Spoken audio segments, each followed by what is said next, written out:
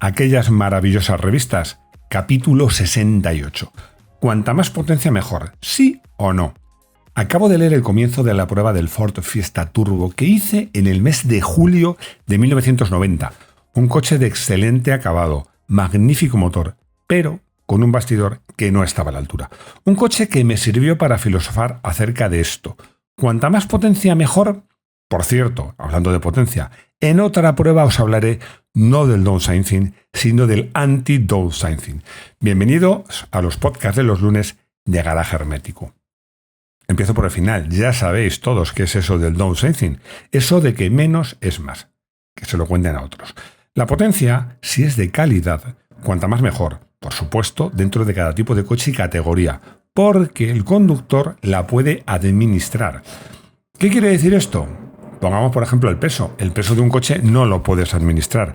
Los modernísimos subeléctricos que pesan 2 toneladas o 2 toneladas y media, pesan 2 toneladas o 2 toneladas y media, haga lo que haga el conductor. Las inercias son esas.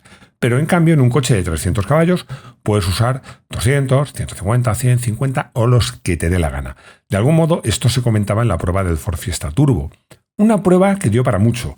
Para criticar su bastidor, claramente desarrollado por alemanes en carreteras alemanas, para compararlo con sus poderosos rivales turbo y para filosofar sobre la potencia y sus supuestos excesos, algo que se criticaba mucho entonces y se sigue criticando ahora. Vamos a ir por partes. He dicho claramente desarrollado por alemanes en carreteras alemanas. Esto requiere una explicación, y es que hablo del año 90. En Alemania es un país mucho menos montañoso que España y con las carreteras absolutamente planas. Entre otras cosas, hace mucho menos calor. En España no. En España es un país con muchas montañas, con muchas carreteras con curvas, muchas carreteras bacheadas, onduladas. Ahora sigue siendo así, pero en el año 90 era mucho más.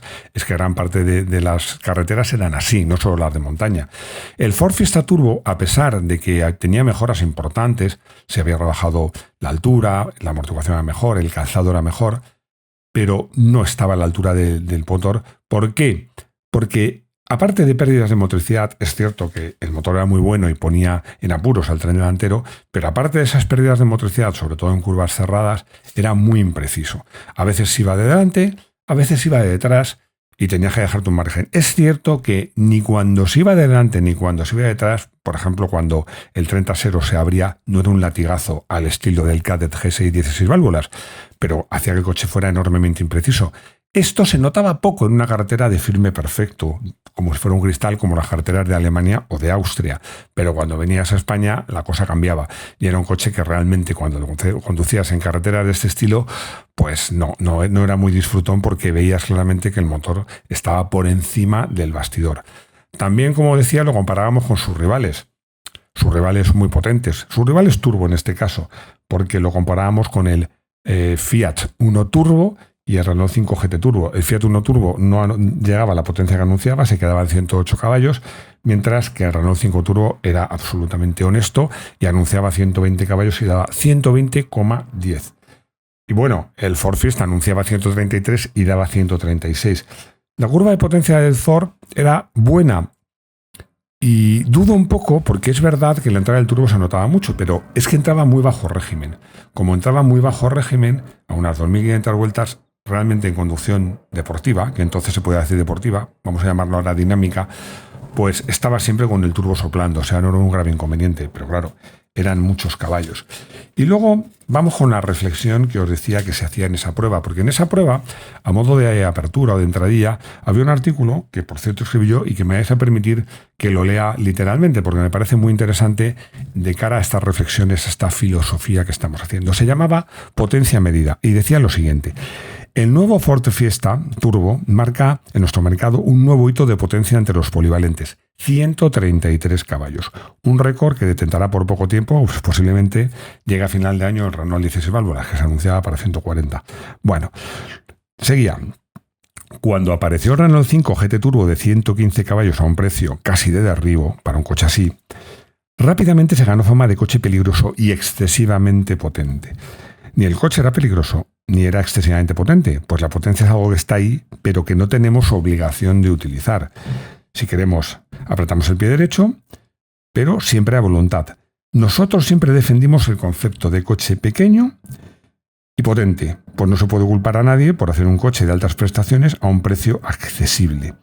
La tendencia ha sido imparable y ahora hay multitud de polivalentes con más de 100 caballos, ya sea a base de turbo, como Fiat, Renault o ahora Ford, de válvulas, como el caso del Suzuki Swift 16 válvulas, o simplemente de generosa cilindrada, con el techo en el Peugeot 205 GTI 1.9, un modelo que hace pocos años, insisto, esto se escribe en el año 90, como decía, que hace pocos años, pues habría hecho llevarse las manos a la cabeza más de uno, pues se trata de un coche de solo 3,71 metros de largo, pero con un motor de casi 2 litros de cilindrada. Seguimos firmes en nuestra creencia de que, hablando de coches, rapidez no es sinónimo de peligrosidad. Yo, tantos años después, sigo pensando lo mismo. Pero el nuevo Ford Fiesta Turbo, brillante en muchos aspectos, motor, carrocería, acabado, no brilla en este sentido, pues pese a sus mejoras, el Fiesta Turbo parece tener demasiados caballos para su bastidor. La estabilidad no es su punto fuerte y su conducción al límite puede llegar a ser delicada.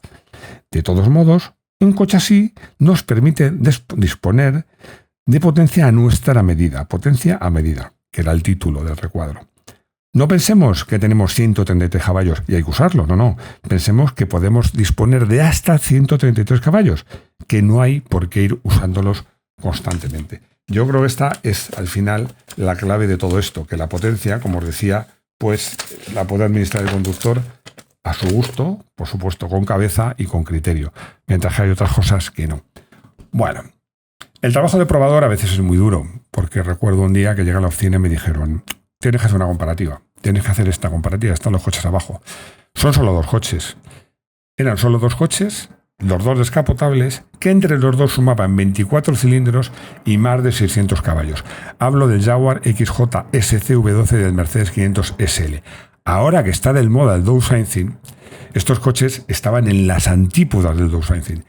Quien mejor me lo contó son uno de los ingenieros de Mercedes, y tanto es así que voy a leer lo que escribí porque me parece muy interesante, ¿verdad? Y como os decía, el downsizing, bueno, pues según para qué. A ver, leía: lo mejor a cualquier precio, se titulaba este recuadro. Y decía, nos contaba un ingeniero de Mercedes que mientras diseñaba el SL, todo le parecía demasiado exagerado. Cilindradas iguales o superiores a los 5 litros, motores de 8 y 12 cilindros, velocidades siempre muy por encima de 200. Él pensaba que con mucho menos se podían hacer muy buenos coches, pero enseguida cambió de opinión. Me dijo, esto es literal, todas mis dudas se disiparon en el mismo instante en el que me subí al coche y empecé a conducirlo. Decía, si probar coches es siempre difícil, probar coches como esto lo es todavía más, porque entre quedarte pasmado y que todo nos parezca perfecto o ponerte en plan tiquismiquis y sacarle punta al más mínimo detalle, no es sencillo situarse en el justo medio. Bueno, a mí lo que me gusta de esto, de que he leído, es un poco ese canto que se hace el anti-downsizing. Pues sí, ¿hacen falta motores de 8 cilindros o de 12 y de 5 litros y 200, 300 caballos? Pues no, pero la verdad es que a la hora de conducir, insisto en que no tienes que utilizarlos todos, puedes utilizar los que quieras. Si son caballos de calidad, que era el caso, pues son una maravilla, eran coches que rondaban los 300 caballos. También aquí escribí un recuadro que le he comentado otras veces, que ponía entre interrogantes: el coche inteligente o el coche listillo. Y aquí lo que hacía referencia era uno de los primeros coches que llevaba un sistema ASR, pero era muy burdo. Realmente es que era muy intrusivo con la conducción. Le quitaba placer de conducción al coche, clarísimamente. Es cierto que le daba seguridad. La verdad es que la conclusión de esta prueba no era fácil, porque es que estamos hablando de 2 coches que, como decía un amigo mío, el peor para mí. Pero lo cierto es que yo creo que con la cabeza, vamos a decirlo así, pensándolo con el cerebro, con el corazón, habría que elegir el Mercedes. Perdón, pensándolo con la cabeza habría que elegir el Mercedes. Y pensándolo con el corazón, el Jaguar. Yo creo que hoy día, que ya son clásicos, pues los Mercedes sabéis que son indestructibles y si los cuidas son eternos. Sobre todo los Mercedes de esta época, cuando los Mercedes eran verdaderos Mercedes. Pero el encanto del Jaguar, la elegancia del Jaguar, lo hace un coche absolutamente único. Bueno, pero además de hablar de potencia, de downsizing, de anti-downsizing, vamos a hablar de otras cosas que eran estrellas informativas en ese momento. Y una de ellas fue el espionaje, o anticipación, o como queráis llamarlo, pero venían las fotos espías de modelos de una forma muy chapucera, camuflados, con cinta de embalar y cosas así. Estoy hablando del Seat Toledo.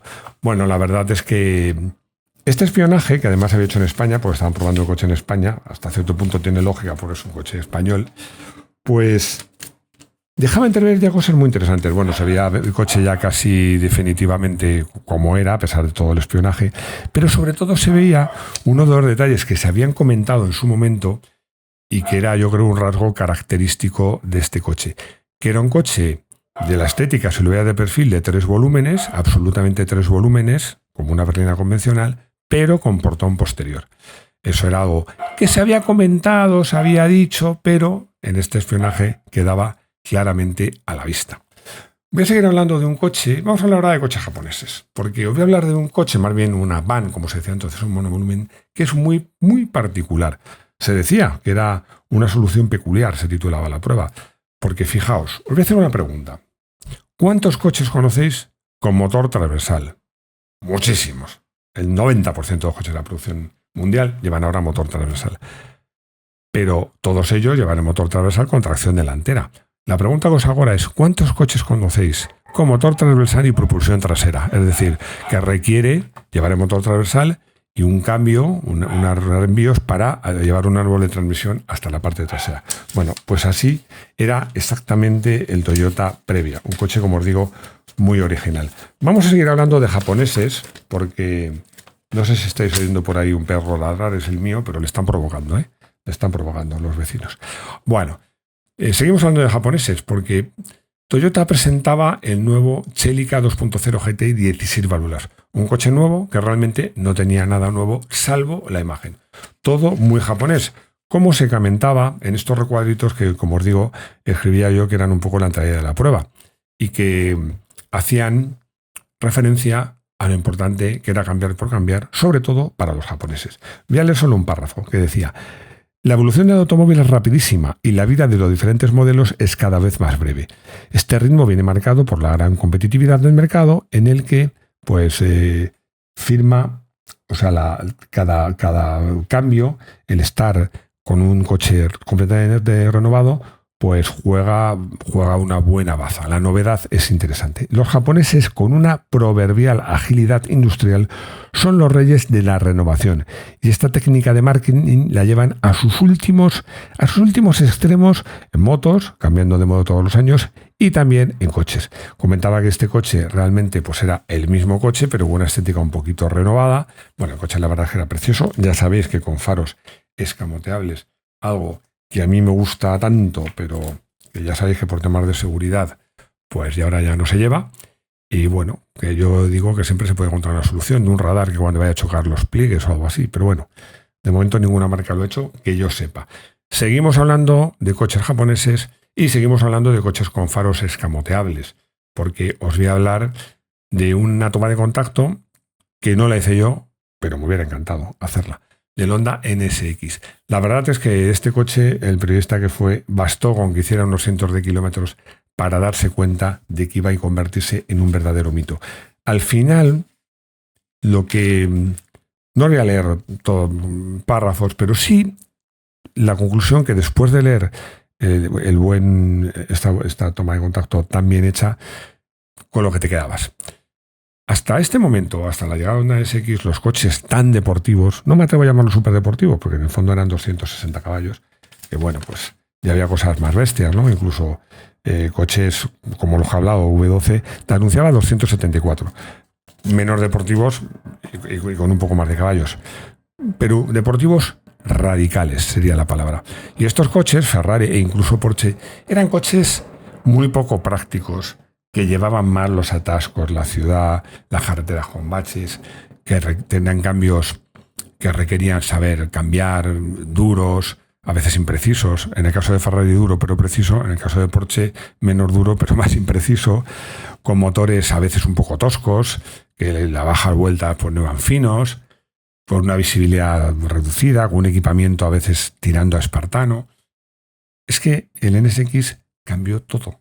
Porque el NSX era un coche que un conductor experto podía disfrutar en una carretera de montaña o en un circuito tanto, no voy a decir más que un Ferrari o un Porsche, no voy a decir eso, pero por lo menos tanto como un Ferrari o un Porsche.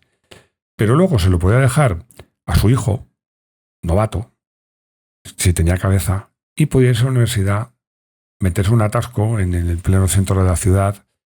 El coche no le iba a hacer ningún extraño. El cambio era de mantequilla, la dirección suave, los pedales exquisitos, el acabado magnífico, el equipamiento a tope.